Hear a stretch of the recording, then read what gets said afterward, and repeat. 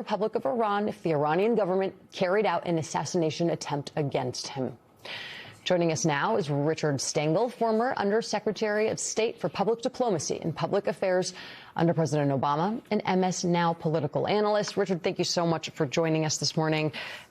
What's your response to the president's commentary and whether or not you think this deadline of today is actually going to be met by Iran? Well, Jackie, it's a little bit like Groundhog Day, as you mentioned earlier. The ceasefire never actually went into effect. Fire never ceased. Trump violated it from the beginning by threatening the Iranians, which was something that was prescribed in the MOU. This recent example of supposed assassination threat against Trump, and by the way, the Iranians are not good guys and have been leaders of global terrorism for a long time. But the fact of an American president threatening genocide against the whole people in case he's assassinated is more than unseemly. It's incredibly vulgar and undiplomatic language, which is what we've seen all week. So, again, I think they're just playing for time. The Iranians may have overplayed their hand. They got so much in the MOU. I would have just said, guys, go home and just start collecting the hundreds and millions and billions of dollars which the U.S. promised to you.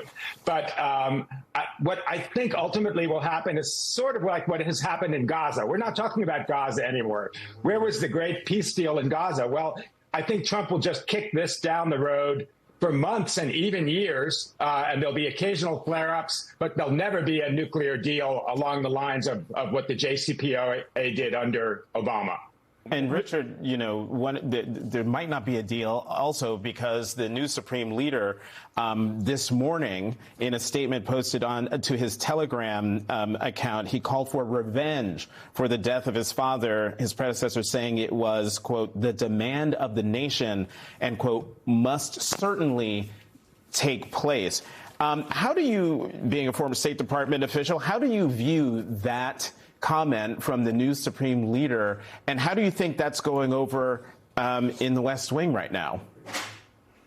Well, I think, Jonathan, it's equally irresponsible to Trump's statements. But one of the things we almost never talk about is the assassination by the U.S. and Israel of the leader of Iran's Shia Muslims, the religious and spiritual leader of Iran's Shia Muslims, the spiritual and religious leader of the world's 250 Shia Muslims, and something that offended probably the 1.5 billion Sunni Muslims around the world. I mean, it's just an incredible thing that happened. And I think what we saw with the outpouring of grief for the Ayatollah, of course, there's going to be a